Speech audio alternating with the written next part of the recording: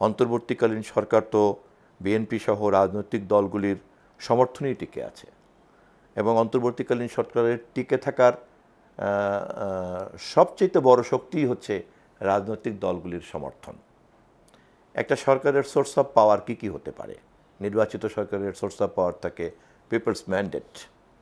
সামরিক অভ্যুত্থান থেকে যারা আসে তাদের সোর্স অফ পাওয়ার থাকে ক্যান্টনমেন্ট। আর এই ধরনের সরকারের সোর্স অফ পাওয়ারটা কি? এই ধরনের সরকারের সোর্স অফ পাওয়ার হচ্ছে যে এই মুহূর্তে রাজনৈতিক মতামত এই সরকারকে আশীর্বাদ দিয়ে বহাল রেখেছে। জনগণের এই রাজনৈতিক আশীর্বাদ দুইটা ম্যান্ডেটের মাঝখানে ধারণ করা এবং কাউকে প্রত্যর্পণ করা, এটা করার ক্ষমতা রাখে একমাত্র রাজনৈতিক দলগুলি। অন্যান্য সমস্ত রাজনৈতিক দল যারা বিএনপির সঙ্গে দীর্ঘ 15 বছর ফ্যাসিবাদ বিরোধী লড়াই আন্দোলনের সংগ্রামে ছিল, তারা সবাই কিন্তু দ্রুত নির্বাচন চায়। এর মধ্যে জামায়াতে ইসলাম অলরেডি জানিয়ে দিয়েছে যে আগামী রমজানের আগে, তার মানে ফেব্রুয়ারিতে তারা নির্বাচন চায়। আপনার বিএনপি তো অনেক আগেই আমরা বলেছি ডিসেম্বরের মধ্যে আমরা নির্বাচন চাই। তারপরে বামপন্থীরা একই কথা বলেছে, যত দ্রুত সম্ভব। কোনো দল ডিসেম্বরের মধ্যে নির্বাচন চেয়েছে। তারপরে সামরিক বাহিনীর প্রধান আগের থেকেই বারবার বলছেন যত দ্রুত সম্ভব নির্বাচন। এমনকি প্রধান উপদেষ্টার সঙ্গে বিএনপির সর্বশেষ যে আনুষ্ঠানিক বৈঠক হয়েছে, সেখানেও মহাসচিব টেলিভিশনে জাতিকে জানিয়েছেন যে তিনি সর্বোচ্চ জুন পর্যন্ত সময় চেয়েছেন, তার মধ্যে যত দ্রুত সম্ভব তিনি নির্বাচন করতে চান। তার মানে নিবন্ধিত রাজনৈতিক দল এবং প্রতিষ্ঠিত রাজনৈতিক দল সবাই কিন্তু ঐক্যমত ব্যক্ত করেছে। এটা জাতির জন্য একটা শুভ সংবাদ এবং এই ঐক্যমত আপনার জুলাই বিপ্লবের চেতনা এবং ফ্যাসিবাদ বিরোধী আন্দোলনে গত 20 বছর যে রক্ত, লাশ, যে আত্মত্যাগ হয়েছে তার সঙ্গে সঙ্গতি পরায়ণ। এই জন্যই দেশের রাজনৈতিক প্রক্রিয়ার মূল স্রোত আজকে নির্বাচনের পক্ষে।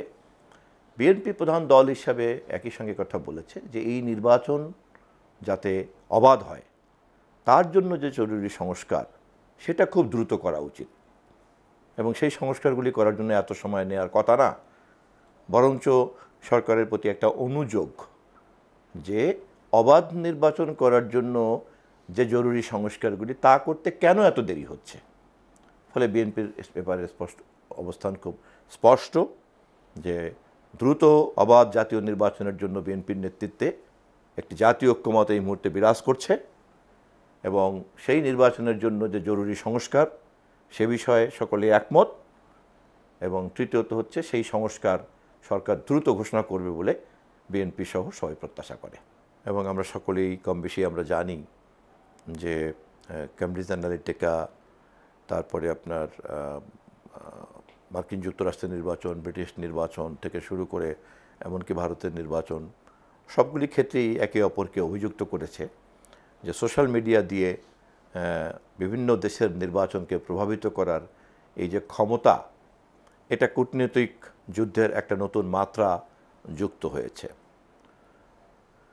ভূ রাজনীতিতে বাংলাদেশ যেহেতু ভারত মহাসাগর, বঙ্গোপসাগরের পাশে, বাংলাদেশ যেহেতু ভারতের মতো একটা পারমাণবিক শক্তির প্রতিবেশী, বাংলাদেশ যেহেতু আপনার পাকিস্তান থেকে বিচ্ছিন্ন হয়ে গেছে, তেমন একটা পারমাণবিক শক্তির সঙ্গে রাজনৈতিক একটা ক্লু রয়ে গিয়েছে। জাপানের মতো পূর্ব এশিয়ার একটা বৃহত্তম আধুনিক রাষ্ট্র, সে হচ্ছে বাংলাদেশের প্রধান অর্থনৈতিক অংশীদার এবং মার্কিন যুক্তরাষ্ট্র ঘোষিত ইন্দো প্যাসিফিক স্ট্র্যাটেজিজের কারণে বঙ্গোপসাগরের পাশের দেশ বাংলাদেশ মার্কিন রণনীতি, রণকৌশলেও একটি গুরুত্বপূর্ণ স্পট। এর সঙ্গে যুক্ত হয়েছে আরাকান সমস্যা এবং সেখানে রোহিঙ্গাদের প্রত্যাবর্তন করার জন্য আমাদের যে দাবি, প্রায় 11-12 লক্ষ মানুষকে আমাদেরকে এখানে জায়গা দিতে হচ্ছে।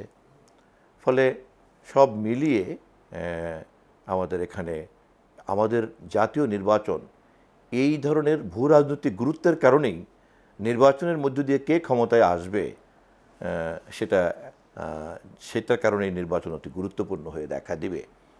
এবং যেহেতু অতীতে এই ধরনের প্যারামিটারগুলি কমিউনিকেশনের সিস্টেমে ছিল না, সে কারণে আগামী বিগত দিনের নির্বাচনগুলি কেবলই ছিল ডোমেস্টিক।